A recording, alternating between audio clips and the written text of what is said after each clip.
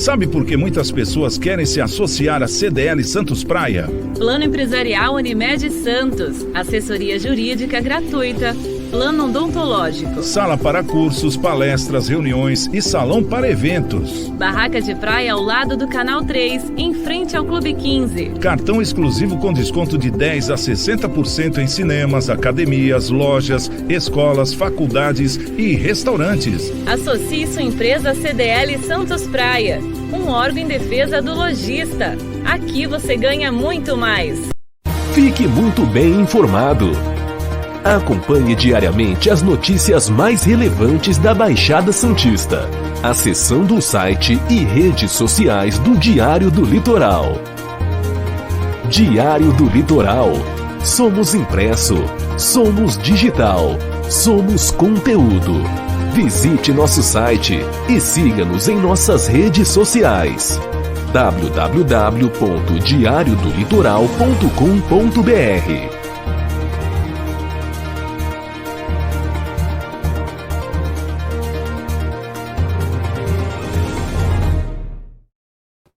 Começando mais uma semana, então uma excelente tarde a todos, sejam muito bem-vindos ao nosso Cidades em Debate, aqui pela TV Unisantos, canal 40.1 no aberto, também o canal 12 da Claro TV e também na Claro TV no canal 11, que é o da TV Com, e ainda no canal 8 da Vivo TV. Então toda a Baixada ligada a partir de agora no nosso Cidades em Debate, sejam todos muito bem-vindos. E no programa de hoje, nós vamos trazer algumas notícias para debatermos com a nossa mesa, e entre elas a Vale, que é acusada de fraude nos Estados Unidos, hein? Olha, é fraude de documentos de segurança das barragens, isso bem antes de ter estourado aquela de Brumadinho. Nós vamos conversar sobre isso daqui a pouquinho. E também a Prefeitura de Santos vai instalar barreiras de concreto dentro do túnel do VLT, do veículo leve sobre trilhos, para ver se acaba de vez aí com a nossa pequena Cracolândia do túnel. Bom, hoje, segunda-feira, dia 2 de maio, hoje é o Dia Internacional do Riso, então dê bastante risada que faz bem, não é? Dia do taquígrafo.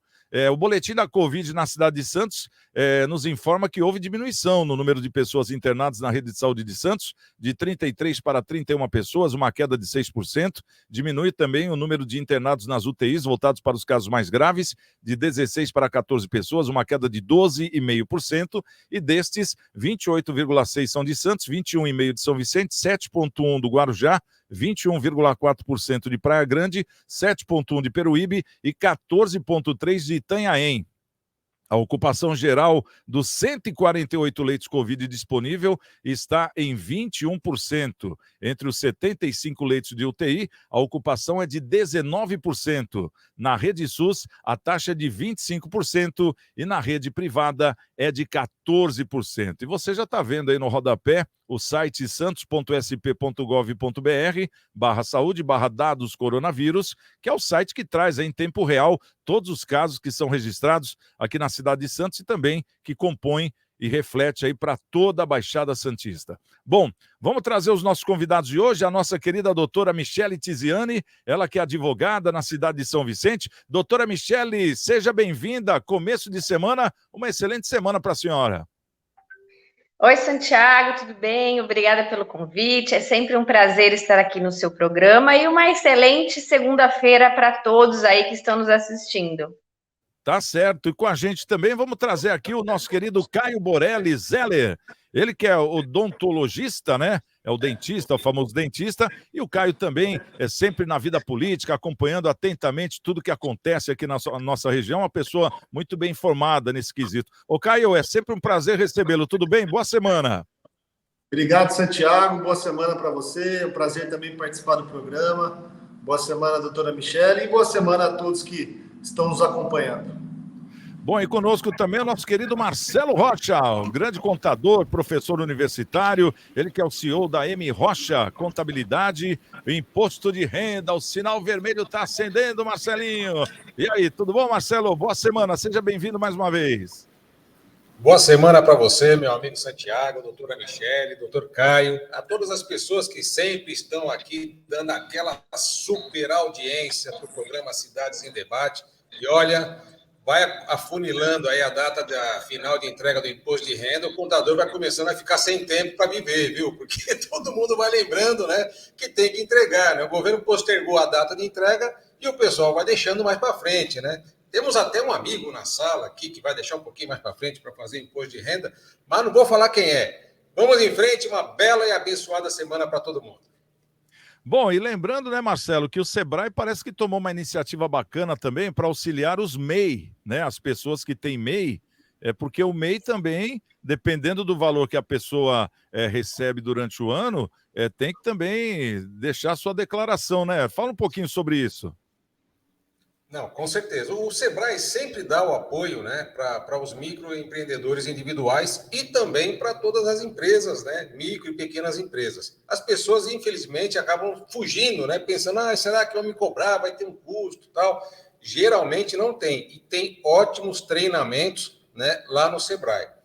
Quem, obviamente, é MEI, né, tem que ficar atento, porque a partir do mês de maio, né, tem que entregar também ali a sua declaração anual, né? Então, isso é uma preocupação, porque se perder o prazo, fica sujeito a uma pequena multa, mas é uma multa que acaba trazendo aí algum transtorno, né? Já na questão de imposto de renda, depende muito, Santiago, de quanto ele retirou de renda tributável e quanto ele teve de lucro, né? Isso depende do quê? Do livro caixa que ele fez. Tá certo? Se ele teve uma despesa muito grande e tal, obviamente o lucro é menor, a rentabilidade dele é menor, a renda tributável, né? E aí, dependendo do valor, se, por exemplo, a renda tributável é menor que 28.559, ele não fica obrigado a fazer a entrega na declaração de imposto de renda pessoa física. Tá certo, então tá aí o toque dado, né? Sempre muito importante. O Marcelinho sempre atento aí a todas as novidades. Ele, como um CEO de um grande escritório de contabilidade na cidade de São Vicente, que serve toda a Baixada Santista, então fica doidinho, né? Com esse aí, ainda mais essa época do ano. Foi o que ele falou, né? Então vamos agilizar aí, turma, porque a mordida do leão nunca é boa, né? É um leão, pô, não é um gatinho, né? Então. Já viu. Bom, vamos trazer aqui. Oi, pode falar, Marcelo. Deixa eu só fazer a Receita Federal ela postergou a data da entrega da declaração do MEI, tá? Passou para 30 de junho. Ele postergou um mês também. Então, um prazo a mais aí. Estou pegando a informação fresquinha aqui na minha consultoria. Aqui, tá? Então agora temos aí um prazo a mais, não é isso, Marcelinho? Conforme você mesmo está falando aqui, né?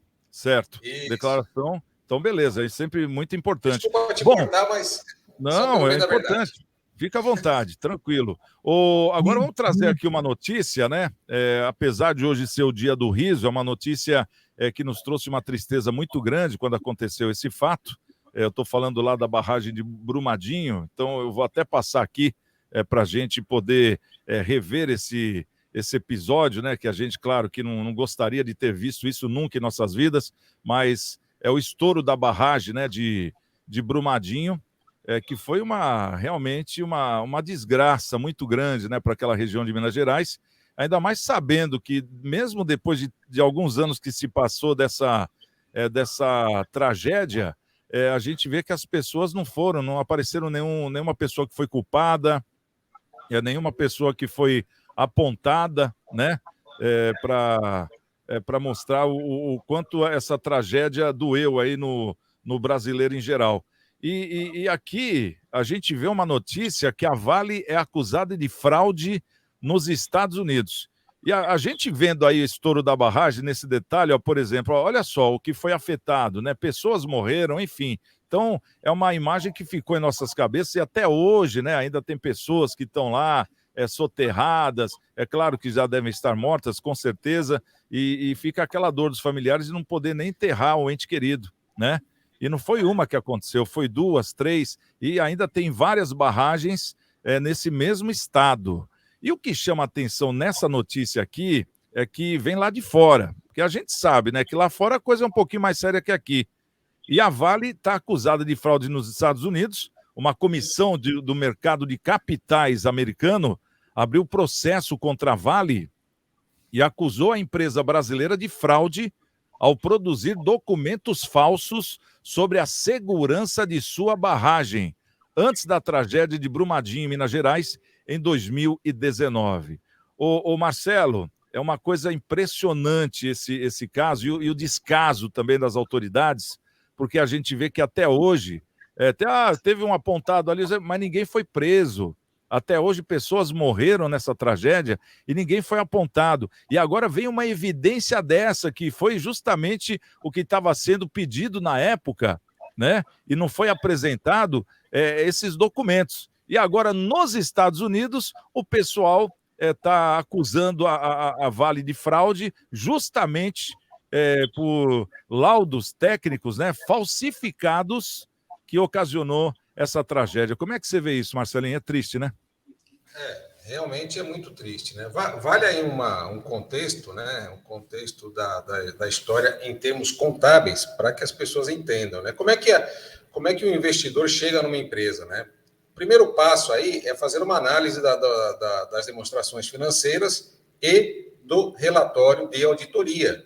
Nesse relatório de auditoria independente, que não é da empresa, lá constam, né, toda a análise que a empresa faz das suas atividades, inclusive as análises ambientais, que podem ser feitas pela própria empresa, com funcionários, ou de forma terceirizada, né?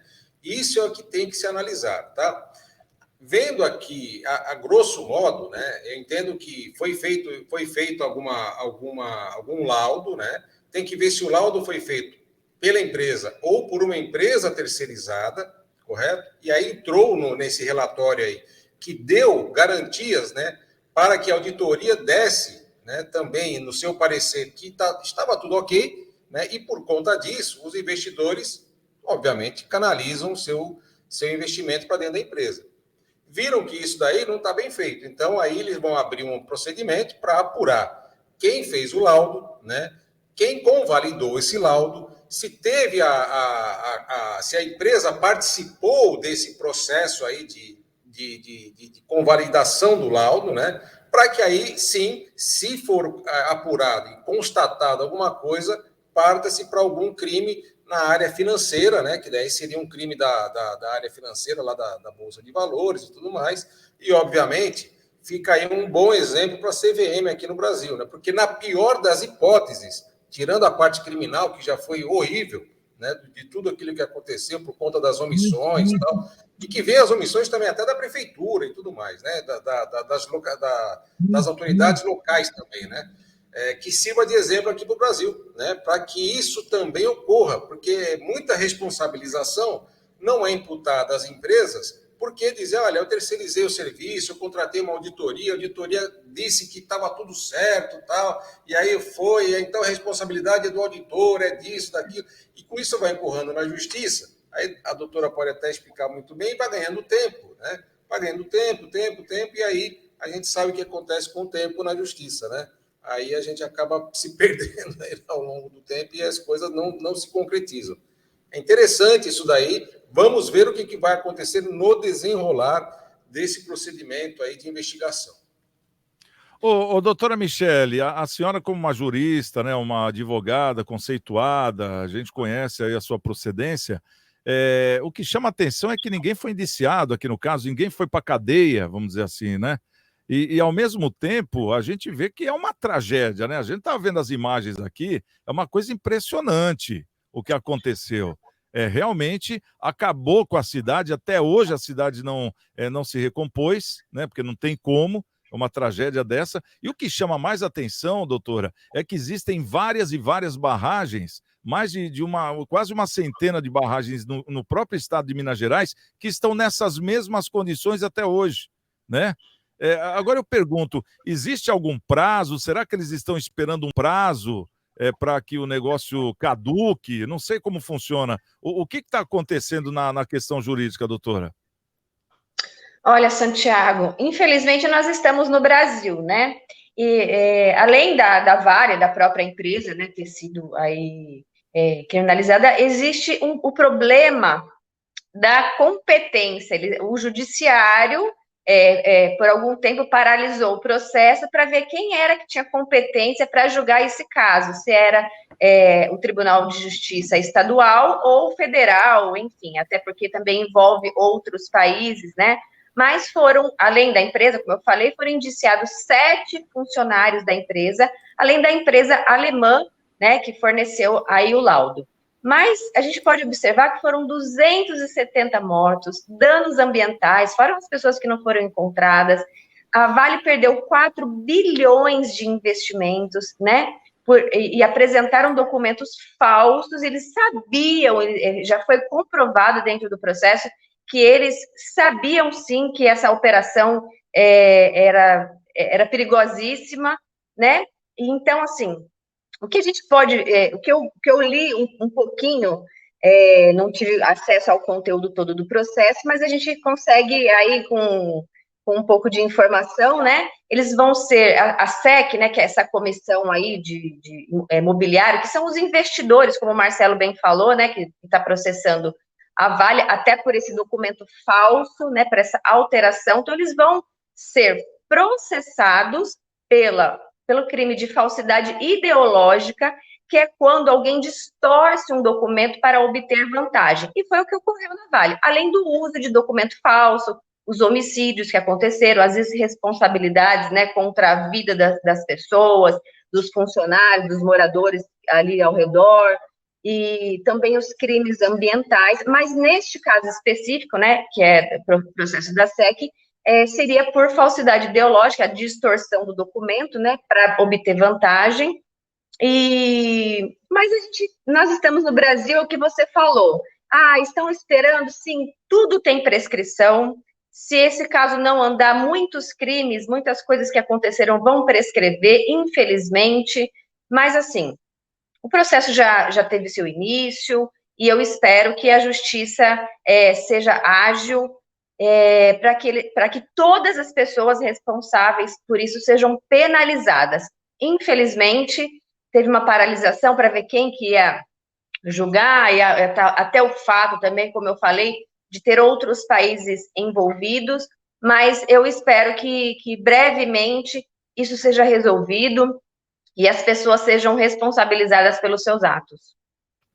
Ô, Caio, eu vejo que a doutora Michele, ela como uma excelente advogada, ela tem aquela emoção, claro que ela separa muito bem a emoção da razão, mas a emoção como advogada, pelo direito, por acreditar na justiça.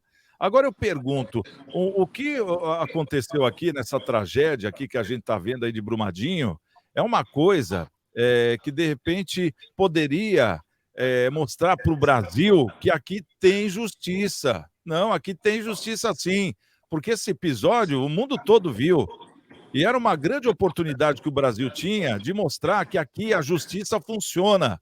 Mas o que a gente vê é um filme contrário e o pior disso tudo, mais uma vez, quando se trata de gente grande, nada é feito. E mais uma vez, mais um que a gente, claro, notoriamente vê que vai sair dando risada, né, o Caio? Com certeza. Primeiro, por parte de algumas empresas de multinacionais, o desrespeito com a vida humana, com o bem-estar do próximo, pensando só ali no seu umbigo, e isso a gente mais ou menos está nítido no caso que a gente está discutindo. Nada ainda foi acontecido, nada foi ainda julgado. A gente espera que de alguma coisa aconteça fora do país, que a gente sabe que as leis nos Estados Unidos é bem diferente, haja vista as coisas lá funcionam, né? E é muito triste, né? A gente morar ou nem saber às vezes que você está próximo de algumas barragens, como você bem comentou, existem milhares de centenas espalhadas pelo Brasil, sem um plano B, sem de fato uma perícia, como o professor Marcelo comentou, um empurrando para o outro, né?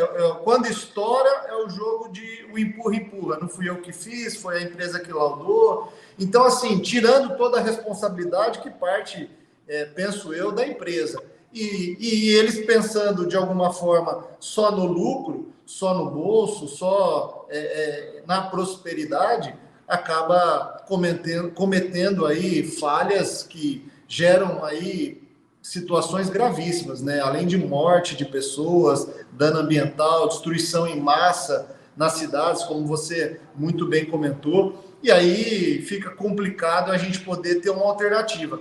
Tomara, e assim eu torço para que a justiça seja feita aqui no Brasil, para que as coisas possam dar andamento, para que a gente possa, de fato, ter exemplo de tudo isso e que sirva de alerta para as outras empresas, que a gente sabe que existem inúmeras, não só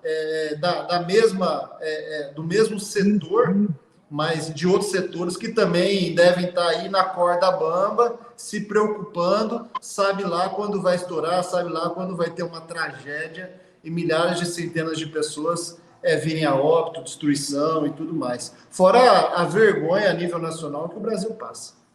Exatamente, nível nacional e internacional. Mundial, mais uma vez, internacional. Né? Mais uma vez, é verdade, principalmente aqui, você está certo. E o pior é que a gente vê que esses dejetos aqui, esse churume, foi parar no mar. Nós estamos falando de um estado que não tem contato com o mar, nós estamos falando de Minas Gerais. É um estado que não tem praia, não tem mar, e chegou no mar. Por aí você vê o tamanho. E pegando o gancho, Santiago, além da questão jurídica, tem o interesse político também, que a gente sabe que essas grandes multinacionais, elas bancam campanhas políticas, elas fazem conchavos com a classe política, com parte da classe política, né? É bom deixar claro isso, porque a gente sabe que a maioria não é dessa forma, e aí fica embarreirando, porque chega lá em Brasília, a gente sabe como funciona ali os bastidores, e muitas das coisas acabam não acontecendo. Então, a gente tem um problema jurídico, né? Que ali os advogados que são contratados pelas empresas são super bem preparados para fazerem ali o papel de defesa do que pode ser feito ou não. E tem também, por outro lado, eles acabam contando, via de regra, com a questão e com a parte política também, que muitas das vezes há um interesse mútuo, principalmente em eleições. E o pior disso tudo, né, Caio, que a gente sabe que os cargos maiores são justamente dessas pessoas que têm os escritórios de advocacia, como é o caso do presidente do Senado, né? Então Fica bem claro aí como é que é feito o jogo. Então as vidas das pessoas não valem nada, essa que é a verdade. Infelizmente é duro a gente ter que reconhecer isso, porque essa tragédia aconteceu já há alguns anos e até hoje não, se tivesse se movimentado 10 vezes a velocidade que foi esse dejeto todo jogado ali na hora que estourou a barragem, a gente já estava bem. É que nem tartaruga anda tão devagar, essa que é a verdade. Então, realmente, é uma grande vergonha para o Brasil. Isso aqui fica registrado aqui no nosso programa, como uma grande vergonha.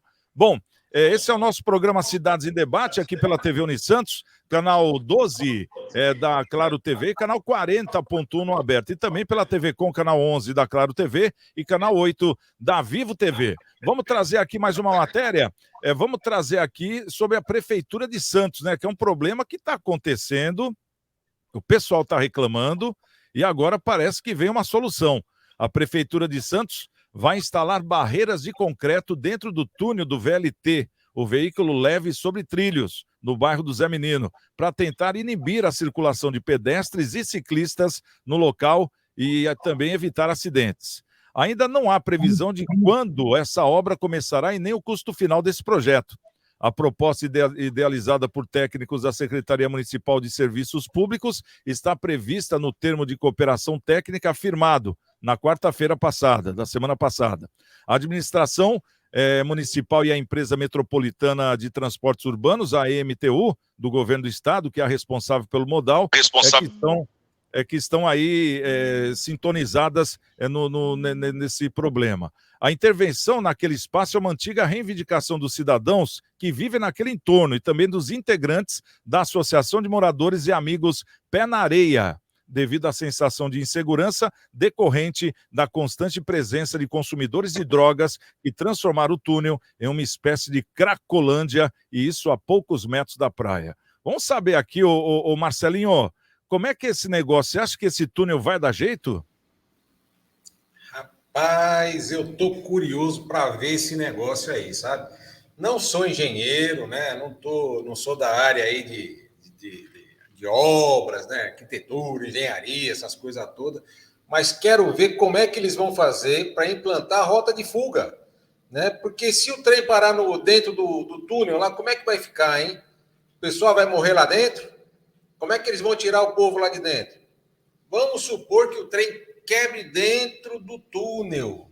Como é que vai ser feito aí, né, a baldeação das pessoas? Porque esse espaço que existe, enquanto nós estávamos conversando aqui, eu fui pesquisar, né? A gente hoje tem o Google aí, eu fui pesquisar para que serve cada espaço desse aí do túnel, né? E exatamente esse espaço a mais aí, ele existe para uma rota de fuga, né?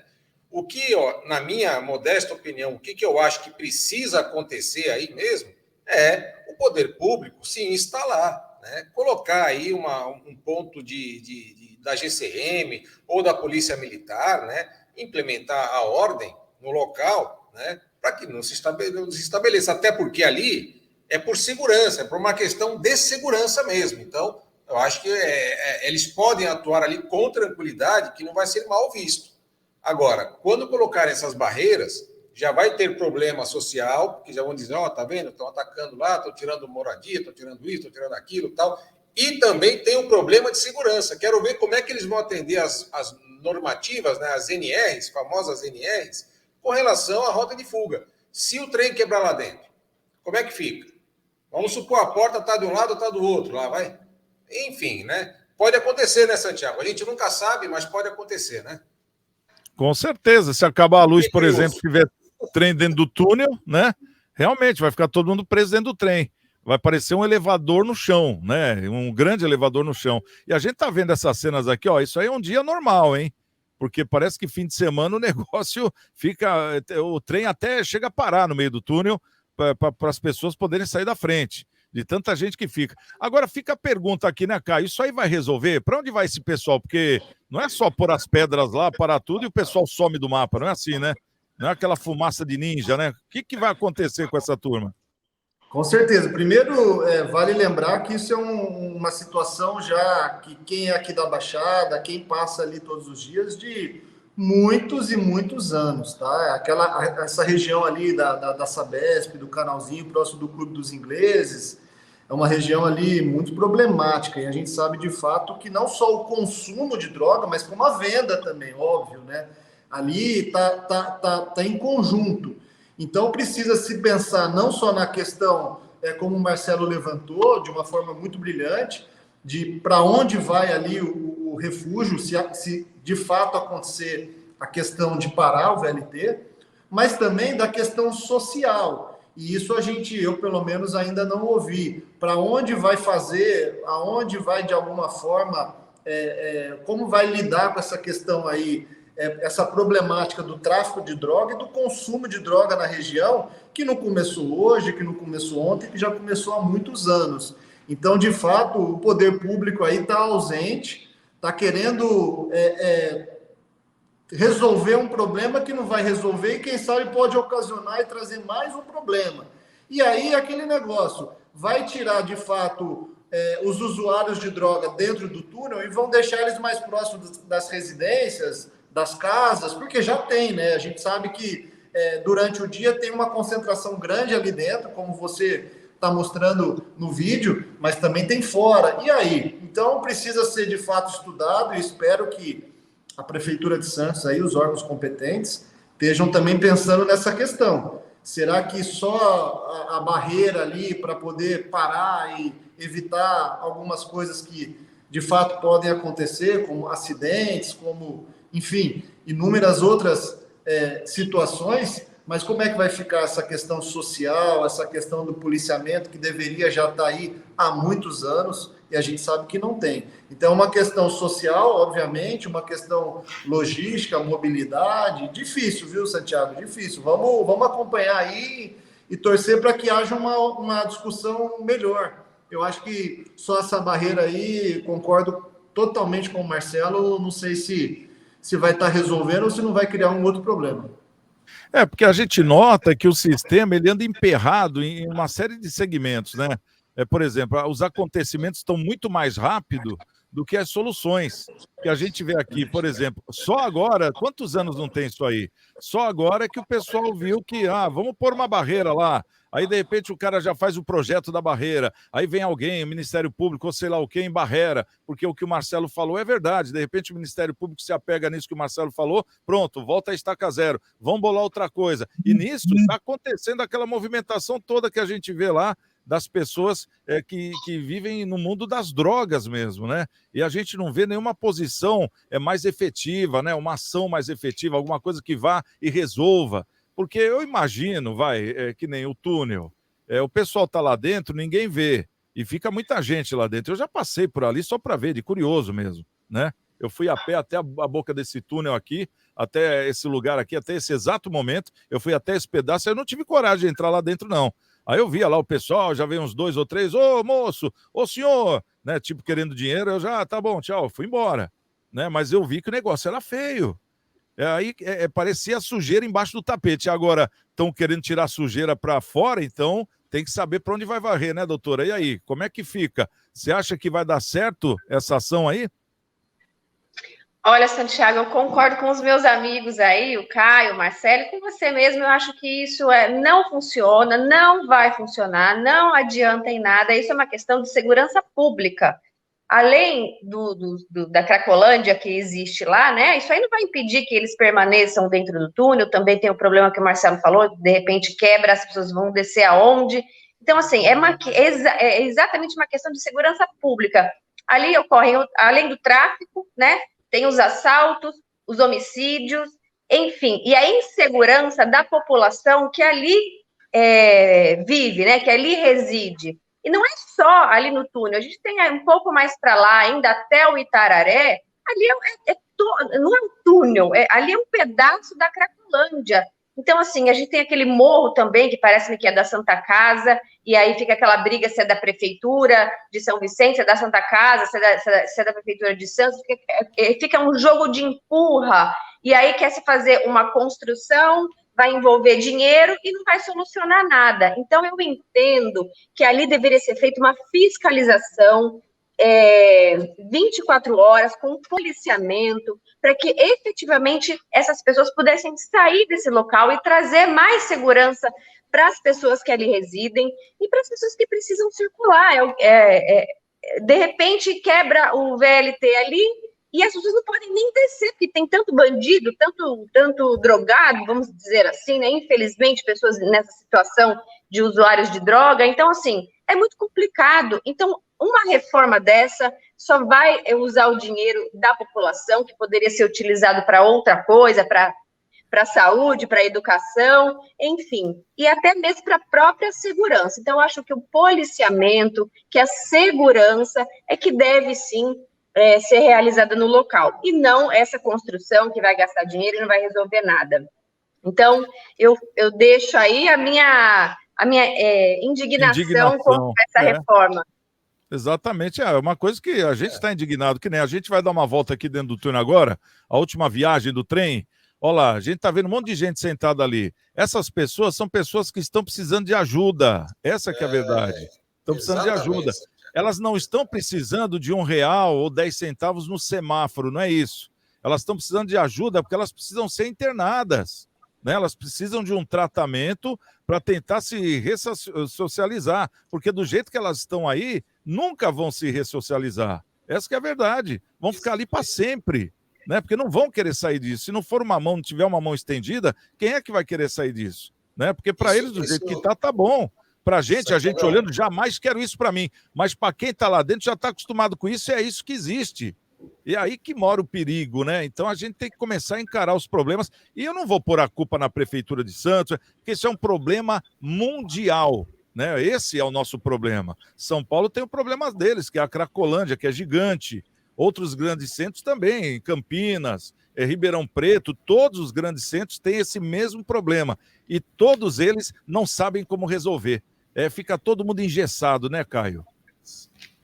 Com certeza, Santiago. E aí também, parte do princípio que deveria se a fiscalização de segurança pública, né, do município, e, lógico, uma ajuda e uma ostentação, quem sabe, da parte pública do Estado, tentar, de alguma forma, atingir ali o traficante, né, tirar o traficante, quem fornece a droga, parte desse princípio, né, seria ótimo isso acontecer. Tira a droga, lógico que eles não vão ter mais acesso ali ao consumo ou vão acabar se migrando, mas o que você falou, Santiago, você foi cirúrgico.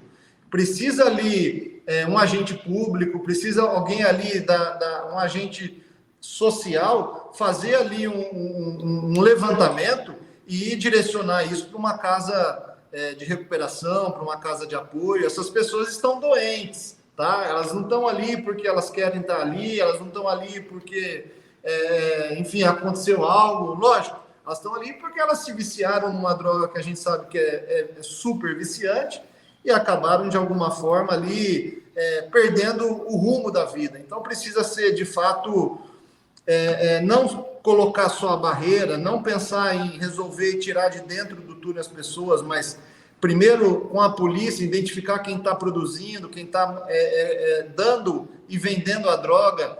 Como a doutora Michele comentou, cansei de ficar naquele semáforo do Itararé, ali próximo da padaria, são pedintes, são pessoas ali pedindo, a gente fica ali preocupado de estar com o carro com o vidro aberto, sabe lá se ali num momento de fúria, de abstinência, não vai ter uma violência, alguém não vai ser roubado, será que eles estão armados? Eu cansei de ver ali briga entre eles. Eu, uma época, morei ali próximo, então eu posso até falar com mais propriedade.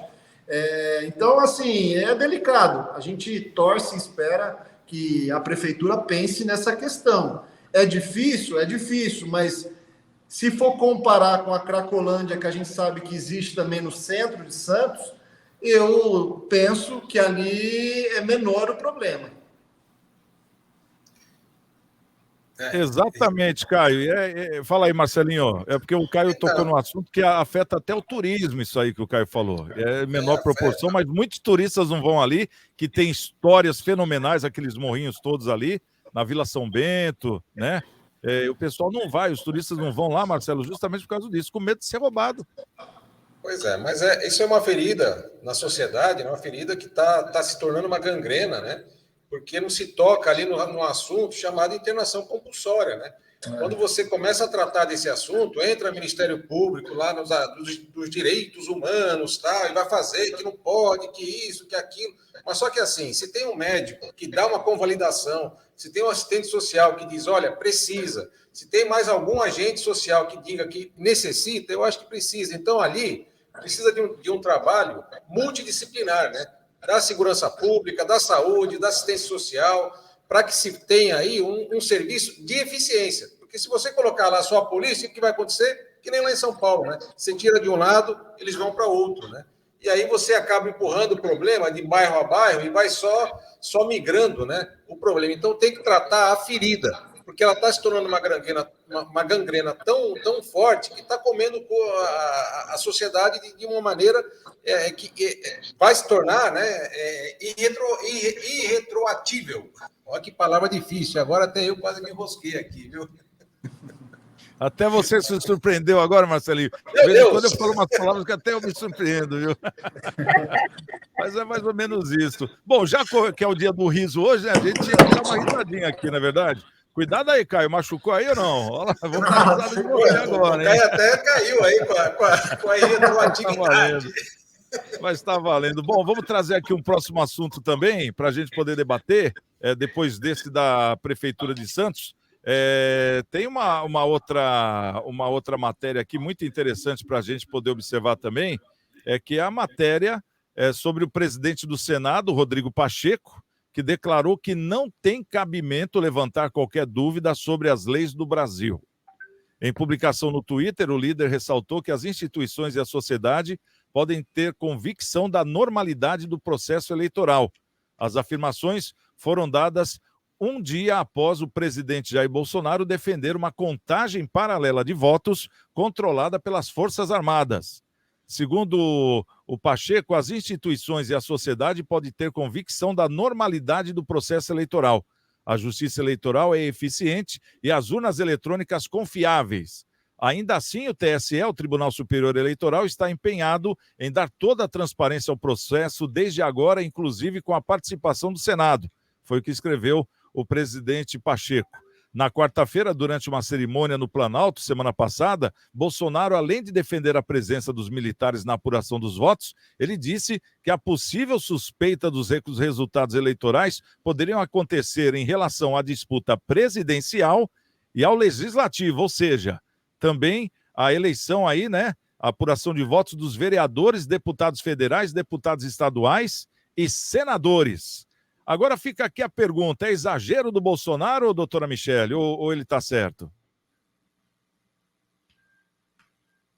chamei de Bolsonaro, Santiago. Olha, Santiago, eu não vejo aonde está o problema de ocorrer uma eleição eficiente. Qual é o problema do voto impresso para que seja efetivamente feita a contagem? Enfim, a gente sabe que nenhum sistema de internet, né? Hoje em dia, tudo é internet, todos são vulneráveis. Nós tivemos o problema com o Itaú e outros bancos, onde dinheiro entrava de conta, saía. Então, assim, há pouco tempo isso. Então, assim, o banco, a gente acredita que é um sistema eficiente, um sistema que não tem vulnerabilidade. E tem sim, tem os hackers. Há pouco tempo atrás também, o site da Justiça Federal, nós ficamos mais de uma semana sem ter acesso aos processos, porque houve uma invasão dentro dos processos, do sistema da Justiça Federal. Também tivemos ainda este ano um problema com o site do Tribunal de Justiça Estadual do Estado de São Paulo. Nós também ficamos dias sem ter acesso, porque foi invadido por hackers, enfim. Então, nada é absoluto. Eu não vejo problema algum a gente ter algum outro mecanismo para que tenha, sim, a eficiência da contagem dos votos. Eu não sei por que, não pode ter voto impresso, no Exército não pode fazer a contagem, as pessoas... Eu não vejo nenhum problema. Qual é o problema da honestidade? Qual é o problema de a gente verificar a honestidade e a eficiência da contagem dos votos? Então, eu acho que o Bolsonaro está com a razão, sim, e isso vai ser bom para ele e para os outros candidatos também. Não é só para ele, são para todos. Então, eu não vejo problema algum, eu acho que o Bolsonaro tem razão. Então, eu prezo pela honestidade, pelo voto correto. Infelizmente, a gente sabe que tem, sim, vulnerabilidade nos sistemas, nos softwares, seja eleitoral, ou do banco, ou em qualquer outro. Nada é absoluto. Ô Marcelinho, é uma questão complicada essa, né? Mas a partir do momento que se tem essa desconfiança, é de um direito de qualquer cidadão de querer isso que o Bolsonaro está pedindo, e diz ele que em nome da população também.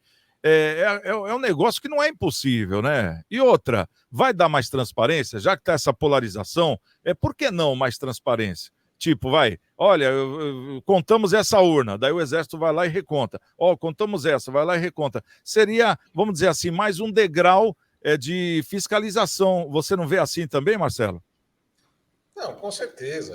Em termos de auditoria, de transparência, isso facilitaria. Não é voto impresso, você não vai pegar cédula, que nem é na França, que nem tem em outros países aí e tal. Não é voto impresso, é simplesmente ter uma segunda forma de conferência onde você concilia dados, né? Você pode conciliar dados e, obviamente, ter a certeza de que algo aconteceu. Agora, de verdade, esse assunto já passou passou da hora, né? Passou da hora. Por que não joga isso para um plebiscito? Joga para o povo definir, pô. Esses políticos, o político água de chuchu aí, o Pacheco, né? Que ele nunca aparece, nunca fala nada, né? Ele nunca vem à tona, né? Quando ele tem que se posicionar, não se posiciona. Quando ele tem que abrir um inquérito lá dentro, ele não abre. Eu já notei que quando é para se posicionar a favor do STF, ele se posiciona, agora a favor do povo, não. Ele tem que ser isento. Quando a pessoa assume um papel de presidente de uma casa, ele não pode tomar lado, ele não pode ter lado, né? Se você tem lado, quando você é presidente de uma casa, então aí você já começa a verificar que existe parcialidade, aí você começa a ver... Imagine só o processo lá que o Moro fez com o Lula.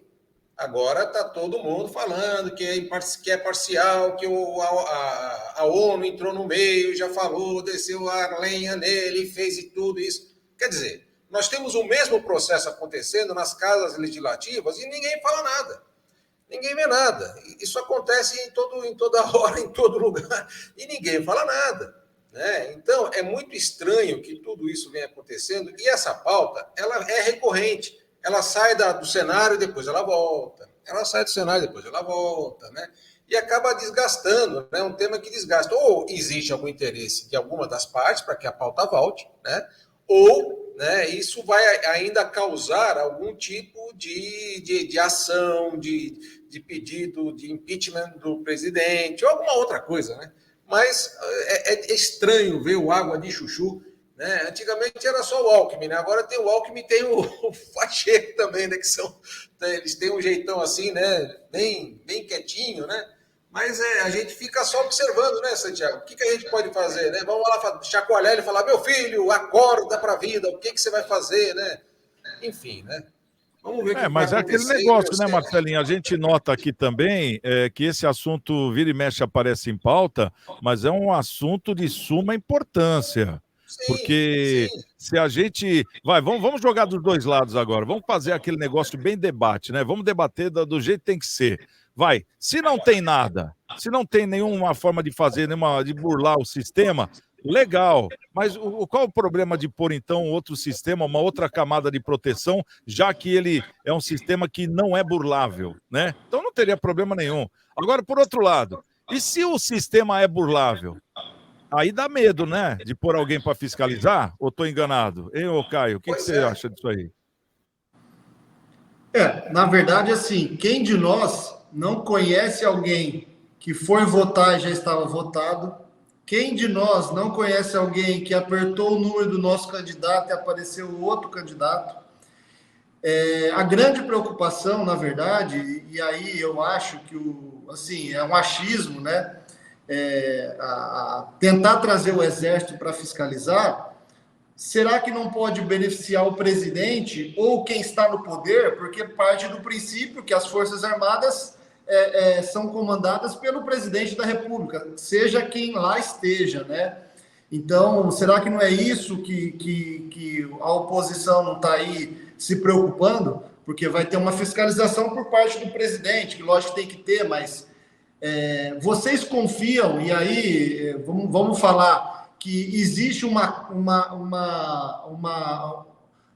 classe, seja da Polícia Federal, Civil, Exército, que não tem ali pessoas, não tem uma laranja podre, porque a gente não pode generalizar a instituição, é óbvio, mas isso tem que ser discutido, que a gente sabe que por mais que o Exército seja a força maior da nação, todos nós aqui somos patriotas, mas tem laranja podre lá dentro, né? Então precisa ver se não está politizando dessa forma. A grande verdade que a auditoria do voto não existe no Brasil, né? A gente não consegue, de fato, fazer a recontagem, existe uma dificuldade muito grande quando se fala em recontagem, em fraude, depois que, obviamente, o político tomou posse, foi diplomado, dificilmente há a possibilidade de isso avançar. Então, é uma discussão interessante, que a gente sempre está voltando e falando, mas precisa ver aí se por detrás dessa imposição do Exército cuidar também dessa questão, se não vai beneficiar quem está ali no poder, né? Isso a gente tem que deixar contra, não sendo a favor, pelo contrário, eu não estou aqui levantando que é só a favor da esquerda, da direita, do centro, porque eu não acredito nisso, eu acredito em governabilidade. Quem está ali no poder hoje, independente se foi o meu voto ou não, tem que apresentar resultados, senão, obviamente, não vai ter, não vai conseguir continuar. Então, precisa se pensar também nessa parte que é interessante e às vezes a gente não pensa. Então, eu acredito que toda instituição, infelizmente, quando se dá por pessoas, e a maioria da alta patente de qualquer instituição acaba sendo apadrinhamento, acaba sendo indicações, não só nas Forças Armadas, mas em outras instituições também. Então, assim, é de se pensar. Que dá essa impressão mesmo, né? Eu já complemento com a doutora, só para não perder o raciocínio, doutora. Hein, Caio? Porque dá essa impressão de que o presidente é quem manda no Exército, mas na verdade não é ele que manda, porque o Exército é um quarto poder, vamos dizer assim, independente, que é o poder moderador, né? Ele é o que entra na história quando os três poderes não se dão bem, que nem já poderia ter entrado. Agora, uma coisa que eu acho é que o Exército já deveria estar participando de todas as eleições, justamente por ser um poder moderador. Agora, o que dá essa confusão é que, por exemplo, alguém que vai pedir a presença do Exército, nós 3 estamos brigando, é o presidente, ele que é o único que tem o poder de pedir isso através daquele artigo 142, né? De pedir para o Exército, vai lá como aquele paizão lá, pessoal, para de brigar, quando os irmãos estão brigando, para de brigar aí, molecada, para de brigar aí, vai você para lá, ele é o que aparta a briga, né? Então esse é o papel do Exército. Agora, na minha opinião, você tem toda a razão, Caio, agora o que falta é o Exército estar presente, não é o presidente que tinha que estar pedindo, isso aí já tinha que ser uma coisa natural, né? Então, quer dizer, ficou esse comodismo de muitos anos e o Exército foi deixando. E agora, como nós temos um ex-militar no poder, então ele sabe que isso é um dever do Exército. Essa que é a verdade, porque o Exército acho que não queria se meter nessa briga. Pode falar, doutora Michele. Não, eu entendo que o Exército, ele serve para quê? Ele serve para a defesa de um país, seja externo ou interno, para a garantia da lei, para a garantia dos poderes, da Constituição. Então, eu entendo o lado do que o Caio falou, mas, ao mesmo tempo, a gente tem que confiar no Exército, porque ele está aí para defender o nosso país. E a contagem, no qual o Bolsonaro se refere, ela não seria feita só o Exército. O Exército vai tirar as urnas e vai... Não, ela seria feita juntamente com a Justiça Eleitoral. Então, assim, só para que haja eficiência na contagem dos votos. Então, esse é meu pensamento. Tanto que estão convidando um monte de gente de fora também, né? Um monte de países aí para acompanhar a apuração das eleições. Então, por que não o Exército também, né? É isso que me chama a atenção, né, Caio? É justamente isso que você estava falando aí. Porque, quer dizer, pode ir todo mundo. Aqui é a casa da mãe Joana. Agora o Exército... Opa, não, o Exército não. Aí não. Não sabe brincar, né?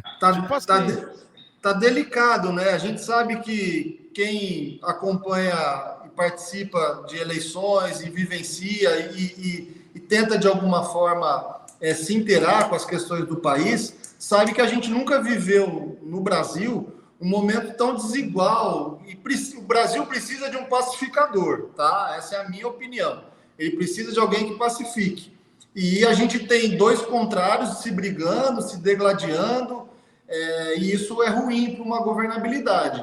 Então, de fato, aqui eu torço para que a população, a massa brasileira escolha, possa ser um pouco mais pacificador, porque o momento que a gente vive político não é de pacificação. A gente já até discutiu isso em programas anteriores, onde a gente tem vários casos aí de senador pedindo para prender ministro, de ministro mandando prender deputado, de presidente fazendo... Então, assim, uma guerra e um choque entre os poderes. Não está sendo respeitada a Constituição brasileira, eles estão rasgando a Constituição.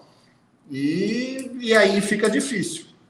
E se a gente for lá para trás, Caio, sempre existiu isso, né? Então a gente vê que os 3 poderes não se entendem já faz muito tempo, porque o Exército já entrou várias vezes aí para apartar briga. Se a gente for lá para trás, na história do Brasil, né? De tempos em tempos sempre tem essa reciclagem, vamos dizer assim, e parece que agora está chegando de novo. Então imagino eu que a qualquer momento o Exército pode tomar a liderança do país. É o que eu imagino. Espero estar errado, porque o que a gente quer é que eles entrem em harmonia. Exatamente isso que você falou, porque quem perde com isso somos todos nós. Já estamos perdendo, né? Porque eles não estão se entendendo, que nem a questão da gasolina. Poxa, os governos dos estados, para lascar com o Bolsonaro, quer dizer, acabou lascando com todos nós.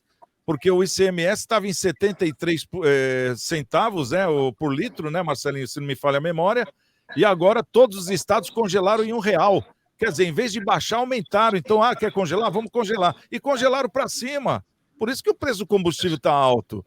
Quer dizer, então, um querendo atirar no outro para dizer que o outro é o culpado e a gente tirando do bolso. Esse que é o problema, no momento que a gente não pode estar tirando do bolso, né?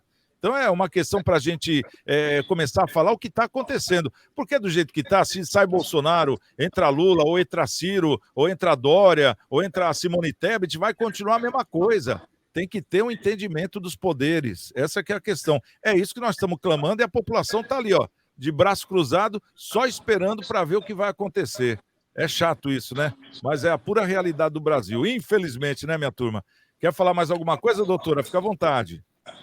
Não, Não, concordo plenamente com o que você falou. Infelizmente, não existe essa harmonia entre si, né? Embora os poderes deveriam ser harmônicos e independentes entre si, como está na Constituição, não é isso que acontece. E o prejudicado é o cidadão, é o povo que sofre. Exatamente. Marcelinho. Ô, Santiago, ó, em 2002, o Fernando Henrique tinha colocado na lei lá, ó, 10.408. E aí, em 2003, tiraram a obrigatoriedade da auditoria do voto, né? Que seria o voto impresso lá na urninha, lá, tal. Então, isso não é uma coisa nova, né? É uma coisa antiga já, mas não sei por que tais interesses, isso não acontece, né? Uma coisa tão simples, né, doutora? Né, Caio? Tão simples que poderia só deixar lá o papelzinho, tal, fica lá, para uma auditoria futura, alguma coisa assim, transparência, né? A gente chama os países de liberdade plena aí, né? Cuba, Venezuela, tal, para acompanhar as eleições aí, tá tudo certo. Hein, Caio, você que é uma pessoa que vive muito no mundo político também regional, como é que você vê as lideranças regionais? Eles falam o que sobre esse assunto que nós estamos comentando agora? A maior parte foge também, Santiago. Ninguém quer discutir isso, né? Como o Marcelo comentou, é uma coisa que a gente está discutindo agora, aí parece que vai esfriar um pouco, quando chega mais próximo volta a ser discutido, dependendo de quem está no poder, levanta a discussão, se quem de alguma forma pode ser que tenha se beneficiado, porque não tem como a gente provar, né, Santiago? É aquilo que eu comentei com você. Quem de nós aqui não conhece alguém que foi na urna e já estava com o voto feito? E quem de nós aqui não conhece alguém que já foi na urna, apertou o número do seu candidato e apareceu o outro? Então, assim, que tem problema a urna eletrônica, é óbvio que tem. Agora, como isso vai ser resolvido e como o Marcelo comentou, a transparência precisa ser feita, né? A população precisa ter tranquilidade, saber que está votando, que está sendo ali tudo correto, que a eleição, de fato, quem chegou e quem vai estar no poder foi, de fato, a massa, a população que elegeu, que não teve tramóia, que não teve ali algum ato ilícito. Tá certo. Bom, deixa eu falar aqui da nossa campanha, a campanha que está acontecendo na Igreja Coração de Maria. Você pode ajudar, né, as famílias que estão ainda passando por dificuldades por causa da pandemia, que estão tentando aí os seus empregos, enfim. Então, tem muitas famílias que estão dependendo das cestas básicas que a Paroquial da Coração de Maria está montando. Se você puder colaborar com 1 quilo de alimento, uma cesta básica, de acordo com o que você possa, né? Vai ser muito bom a gente poder ajudar essas famílias. Inclusive, roupas usadas, tênis, gêneros de primeira necessidade também é muito bem-vindo, né? Então, as doações devem ser dirigidas à Ana Costa 74, ali na Igreja Coração de Maria, ali na Paroquial da Igreja, que é lá na igreja mesmo, ali na Vila Matias, ou então o telefone, para você que não pode sair de casa, mas tem o que doar, 3223-7381, é só falar com a tia Bebeca, e olha, a gente agradece de montão, porque o que isso aí está ajudando, essa campanha está ajudando, muitas famílias saem como o dia de hoje pede, com um sorriso no rosto. Que legal, dia do sorriso. Bom, quero agradecer aqui o nosso querido Marcelo Rocha, contador e professor universitário, a nossa querida Michele Tiziane, advogada, também o Caio Borelli. Obrigado pela presença, Caio, e principalmente a você que nos assiste, o Cidades em Debate. Volta amanhã, à 13h na TV Unisantos e também às 19h na TV Com. Estamos com Deus e amanhã quem chegar primeiro espera o outro. Até lá. Sabe por que muitas pessoas querem se associar à CDL Santos Praia? Plano Empresarial Unimed Santos. Assessoria jurídica gratuita. Plano odontológico. Sala para cursos, palestras, reuniões e salão para eventos. Barraca de praia ao lado do Canal 3, em frente ao Clube 15. Cartão exclusivo com desconto de 10% a 60% em cinemas, academias, lojas, escolas, faculdades e restaurantes. Associe sua empresa CDL Santos Praia, um órgão em defesa do lojista. Aqui você ganha muito mais.